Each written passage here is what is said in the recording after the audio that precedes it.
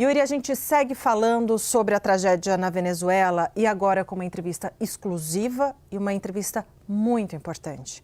O CNN 360 recebe agora a embaixadora do Brasil na Venezuela, Glivânia Maria de Oliveira, e a correspondente Luciana Tadeu, que viabilizou essa entrevista, participa conosco, e eu já desejo uma excelente tarde para a embaixadora e já peço para a Luciana iniciar essa nossa conversa. Muito obrigada, Débora. Boa tarde para você. A todas. Boa tarde. Embaixadora, boa tarde para você, para todos que nos acompanham. Embaixadora, primeiro agradecer por ter aceitado conversar conosco. A gente sabe que é um momento muito difícil na Venezuela nesse momento e eu queria começar perguntando justamente pela ajuda que o Brasil tem prestado para a Venezuela. A gente já viu que 4 voos partiram do Brasil com ajuda para a Venezuela. A gente tem visto, né, toda a dificuldade que está havendo para resgatar tanto as pessoas com vida como para retirar os falecidos dos escombros provocados por esse terremoto. E eu queria lhe perguntar o que mais está previsto. Há mais pedidos da Venezuela em termos de ajuda do Brasil, de envios? Há previsão de mais voos? O que o Brasil ainda vai fazer para colaborar com a Venezuela nessa situação? Bom, em primeiro lugar, boa tarde Luciana, Débora, Yuri, e sobretudo boa tarde a todos a todas que nos ouvem nesse momento. Eu gostaria de dizer que, bom, esse foi o primeiro momento em que eu consegui falar com vocês. Eu tenho recebido alguns pedidos, sempre atenta às demandas da imprensa e à necessidade de informar também a população, o Brasil, mas conto com a compreensão de todos, porque nós aqui na Embaixada estamos mobilizados 24/7.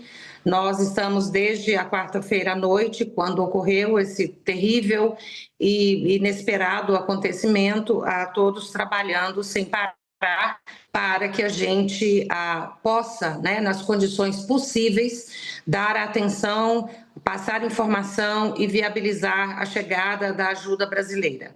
Como Luciana mencionou, já chegaram 4 aeronaves, eu acho isso muito importante. Eu gostaria de dizer que nós já estamos com 2 bases instaladas na região de La Guaira, que é uma região absolutamente devastada e onde estão sendo apoiados os venezuelanos, o governo venezuelano, com o qual nós estamos em contato permanente, tanto na busca de pessoas, né, na tentativa de localização. É uma corrida contra o tempo está passando e a gente sabe que isso não é bom, mas os nossos socorristas, bombeiros dos estados de Pará, de São Paulo, de Minas Gerais, chegaram e nós estamos com um efetivo de mais de 70 bombeiros ajudando. Muito importante também nessa fase e nas fases seguintes é a instalação do nosso hospital de campanha da Marinha do Brasil. Ele já está operacional e é com emoção, né, nesse momento aqui tão difícil, né, e tão impactante para todos, né, que eu gostaria de compartilhar a informação de que o hospital de campanha já está operacional na região de La Guaira. Esse hospital tem condições de atender 100 pessoas por dia. Nós estamos, inclusive, aqui através da Embaixada, através dos nossos canais, procurando, né, em apoio ao governo e às instituições aqui, mas também passar essa informação que nós recebemos hoje, são 100 atendimentos por dia, que nós estamos em condições de fazer nesse momento, nosso pessoal da Marinha. Esse hospital de campanha conta com centro cirúrgico, oferece clínica geral, pediatria, ortopedia, medicina intensiva e até, enfim, leitos de internação. Então, isso é extremamente importante, né? Tem também uma farmácia, nós estamos em contato com as autoridades do Brasil, enfim, o apoio, a disposição total e a Embaixada aqui procurando responder, né, às necessidades. Sobre futuros voos, sobre futuras medidas, nós estamos num processo que não para. Talvez já tenham conhecimento de que está sendo anunciada a vinda do ministro Múcio Monteiro amanhã, ministro da Defesa. Enquanto eu acertava essa entrevista com a Débora, eu estava também com os meus colegas aqui, com o Adido de Defesa do Brasil na Venezuela, que felizmente, né, contamos com a presença dele aqui para nos apoiar. Nós estávamos já tratando da reunião que deve se realizar amanhã entre os ministros da Defesa do Brasil e da Venezuela. E qual é o objetivo? O objetivo é exatamente verificar agora quais são as necessidades mais prementes. Primeiro momento é busca, tentar resgatar as pessoas, tentar salvar vidas, mas ao mesmo tempo já surgem outras necessidades. É preciso água, é preciso instalações, é preciso medicamentos. Nós já mandamos purificadores. O Ministério da Saúde do Brasil, ontem eu tive um contato com o ministro Padilha também, está se mobilizando, já enviamos medicamentos e insumos. Então, são várias frentes de trabalho, porque isso eu gostaria de ressaltar. Para, né, todos que nos ouvem, nós estamos lidando com uma emergência, uma tragédia humanitária. Os números são avassaladores, como acabou de dizer a Daniela Zambrano. Nós temos notícias e dados do governo sobre o restabelecimento de fornecimento de energia em La Guaira, a água está chegando aos poucos, mas assim, tudo isso é um processo. E o Brasil está atento a essas várias frentes, conforme a instrução do presidente Lula, e, enfim, ministro Mauro Vieira, ministro da Defesa, Saúde, todas as áreas mobilizadas. E cabe à embaixada dar cumprimento e apoiar nos esforços aqui na Venezuela. Embaixadora, mais uma vez, obrigada pela entrevista. E é muito importante esse panorama, né, inicial que a senhora nos dá e mostra como a Embaixada do Brasil na Venezuela, sob o seu comando, ela está atuando não apenas exclusivamente para ajudar os brasileiros, mas sim a comunidade venezuelana. Quer dizer, não importa, né, qual a nacionalidade, o trabalho que a senhora está fazendo é essa ponte, né, entre o governo venezuelano e o governo brasileiro para ver como é que a gente pode ajudar. Agora, perguntando especificamente sobre os brasileiros que estão aí. A embaixada, a senhora tem sido procurada com que tipo de demanda dos brasileiros? Bom, Débora, sim, nós temos sido procurados pelos brasileiros, nós temos um serviço de atenção consular, temos um plantão diplomático, temos colegas diplomatas, funcionários do quadro do Itamaraty, funcionários locais, todos mobilizados. Nós conseguimos embarcar 13 brasileiros, né, como veio um avião da FAB, um KC-390, em um dos voos, trazendo equipamento, trazendo parte do hospital de campanha. Nós aqui conseguimos que essas pessoas voltassem. São pessoas que ou estavam aqui, estavam passando um tempo, conseguiram voltar. Nós estamos atentos, nós temos agora, neste momento, mais 2 casos que certamente vamos buscar encaminhar. Nós não temos uma comunidade muito grande, né? Nós temos recebido pedidos de pequenos auxílios, porque a gente não pode esquecer da emergência também do ponto de vista social, né? As pessoas, o governo está distribuindo e a sociedade, isso é muito importante, a sociedade venezuelana está mobilizada, a Universidade Central da Venezuela e outras universidades, centros de recepção de doações. Eu tenho ido a La Guaira, a região de Maiquetia, todas as noites, pelo menos uma vez por dia, com a minha equipe, com os meus colegas. Nós estamos vendo as pessoas na estrada, se mobilizando em motos, as pessoas com seus pacotes. Ontem eu ouvi do chefe da nossa missão de resgate que as pessoas chegam e deixam doações ali, porque eles precisam se alimentar durante o dia, frutas, bebidas. Então, assim, isso reflete também, e isso eu quero ressaltar, porque eu estou aqui há quase 2 anos e meio, convivendo com os venezuelanos, com o povo venezuelano. É um povo muito solidário, é um povo de muita grandeza humana, né? Então, e eu vejo isso nesse momento de tragédia. Eles estão se ajudando. E o governo também já divulgou, tem havido muita distribuição. Eu sei, gente, que nesse momento, eu sei de pessoas que não puderam ser resgatadas.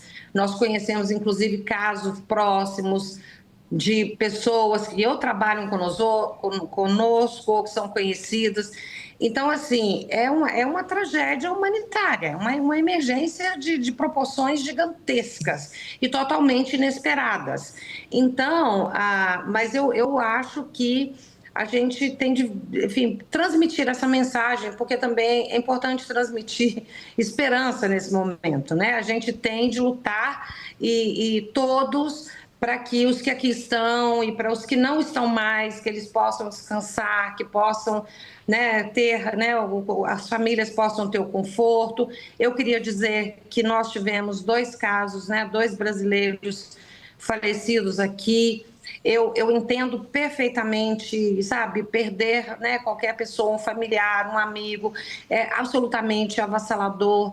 Agora, eu espero que, eu peço que as pessoas entendam, são muitas, são centenas, são milhares, né? São mais de 1.700 mortos já declarados. Então, todo o sistema ele está estressado, ele está sobrecarregado, mas a embaixada não está deixando ninguém para trás. Se as respostas não vêm no momento que traria o conforto, é porque não é possível obter a resposta naquele momento, porque ou o necrotério está cheio, porque a gente foi, por exemplo, verificar a situação de uma pessoa há 2 dias, eu acho, foram mais de 3 horas na estrada até Laguaira. Por quê? Porque, inclusive, o governo, depois disso, resolveu militarizar a área, porque a estrada estava ficando um pouco fora de controle, você não conseguia chegar ao local de desastre. Então, enfim, as medidas são adotadas como, né, pelo governo local.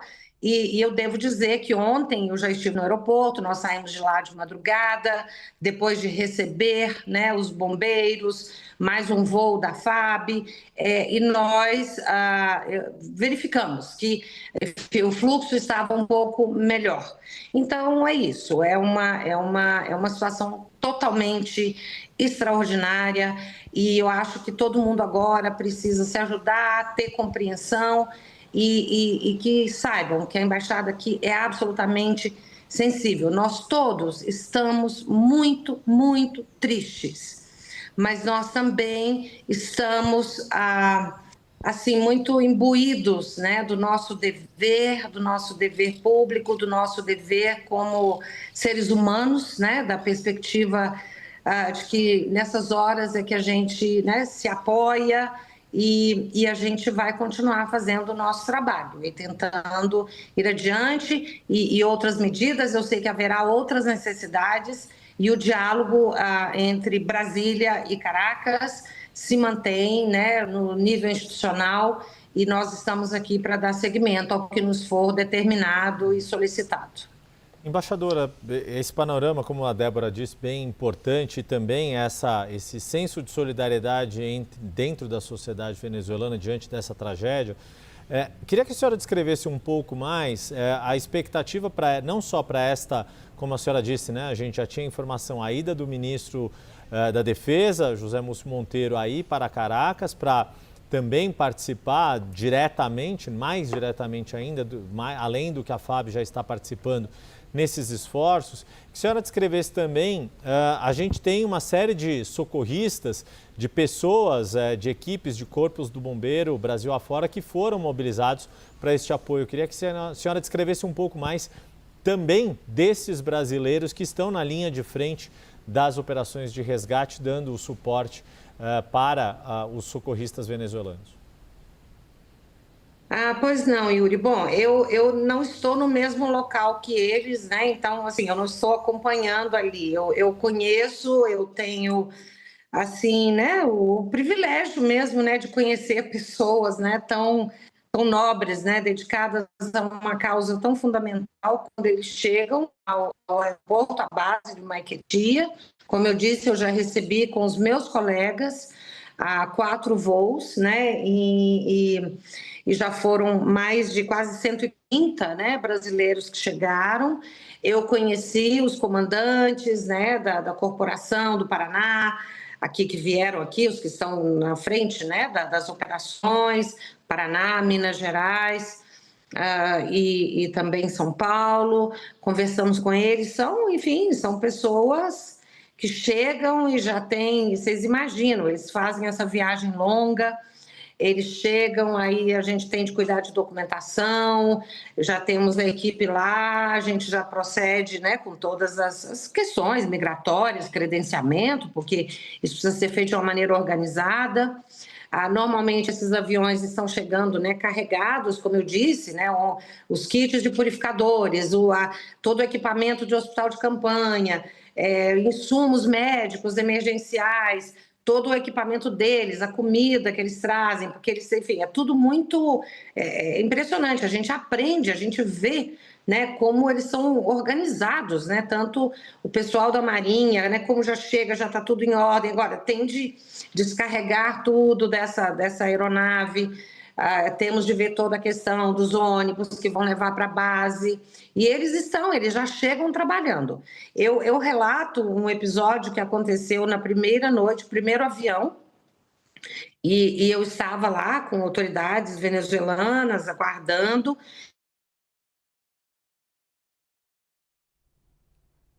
A gente perdeu rapidamente aqui a conexão com a embaixadora. A gente vai reconectar com a embaixadora do Brasil na Venezuela. E agora, nesse momento, vocês estão vendo imagens ao vivo do trabalho de resgate. Esse foi um dos lugares mais afetados, né, La Guaira, e a gente volta, então, retomamos o contato com a embaixadora. Embaixadora, então, só que a gente deu uma pequena falha no áudio, mas voltando, então, já reconectamos, peço que a senhora retome, então. Não, tá bem. Eu não sei em que ponto eu parei. Eu estava falando da primeira noite, Isso. quer dizer, que eu conheço todos os brigadistas que chegam, né, as chefias dos grupos, ficamos com eles lá um tempo até que se processe toda a documentação, até que sejam descarregadas as aeronaves. Então, assim, já é um trabalho no aeroporto para eles, e aí daí eles vão para a base. E eu queria contar que na primeira noite, né, enquanto nós aguardávamos lá esse descarregamento, eu estava com a autoridade venezuelana que veio e disse: nós estamos com uma pessoa no edifício aqui perto, uma jovem, uma criança, adolescente, e ela está lá há horas. A gente já estava na quinta-feira, né, à noite, acho que foi quando chegou o primeiro voo, dia 26. E aí nós queríamos os brasileiros, né? Porque tem de subir, ela está no 9º andar, entre o 9º e o 10º. Enfim, é um pessoal muito especializado. Já havia lá um grupo de outro país, né? Porque, enfim, são vários países aqui. Mas eles pediram muito que o nosso pessoal considerasse mandar uma equipe assim muito capacitada, muito especializada naquele caso ali que estava realmente, né, assustando muito. E eles saíram naquela hora, eles já se dispuseram e já saíram ali, já saiu uma viatura e naquela noite, né, já foi resgatada uma pessoa, essa jovenzinha, uma criança, eu acho, eu não me lembro bem da idade, e ela estava com um animalzinho, um cachorrinho, estava lá presa, né, entre o 9º e o 10º andar de um edifício em La Guaira. Então, enfim, depois disso são outros casos, né, eles vêm com cães, né, também, e, enfim, a gente sabe, né, que o desejo é de salvar o maior número possível de vidas, né, e ontem a presidenta encarregada aqui tinha declarado, ontem tinham sido salvas 33 pessoas daquela região. A gente sabe das dimensões, né, da quantidade de gente que pode estar ali, mas assim, cada vida é uma vida, né? Então, cada salvamento do qual a gente toma conhecimento, a gente se emociona e a gente agradece, e a gente, enfim, né, agradece, né, e festeja, né? Mas são muitas etapas ainda pela frente, né? Embaixadora, a Embaixada do Brasil fica muito perto de um dos lugares, né, onde houve desabamentos de edifício. Eu queria lhe perguntar se essa situação, primeiro, afetou estruturalmente o edifício da Embaixada, afetou alguém da equipe da Embaixada do Brasil em Caracas e, por outro lado, se a Débora e o Yuri me permitem, te perguntar se tem algum tipo de denúncia de brasileiro desaparecido na Venezuela. Luciana, primeiro, o mais importante, denúncia de brasileiro desaparecido neste momento que eu falo com você, não. Só que é o seguinte, o meu celular não para e o dos meus colegas também. Então, eu posso desligar aqui essa chamada com vocês e ter alguma. Deus queira que não. Como eu disse, nós tivemos 2 falecimentos aqui. E estamos empenhados, sem entrar em detalhes, por questões de privacidade das pessoas, mas assim, a gente tem trabalhado nesses casos, procurando apoiar ao máximo, desde que chegaram ao nosso conhecimento.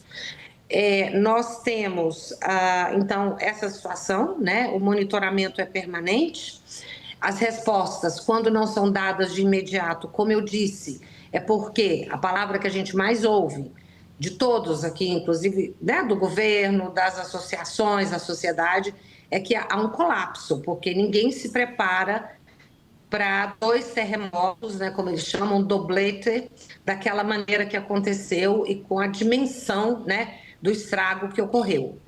Então, o sistema precisa entrar em funcionamento de novo e é para isso que nós estamos aqui tentando colaborar também, o governo brasileiro.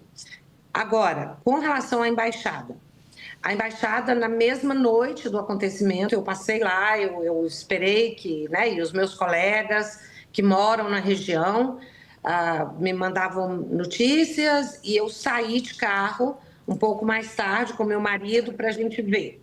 Havia um pouco, enfim, mas pouca coisa na área de entrada do edifício. Claro que nós não subimos, mas conversamos com os seguranças que ficam lá no prédio a noite toda. Eles já tinham verificado e houve danos assim na entrada. Nós estamos no 6º piso desse edifício, onde ficam são 14 andares do nosso 6º. Há outros órgãos do governo lá, há clínicas, há um pouco de tudo. Não houve assim,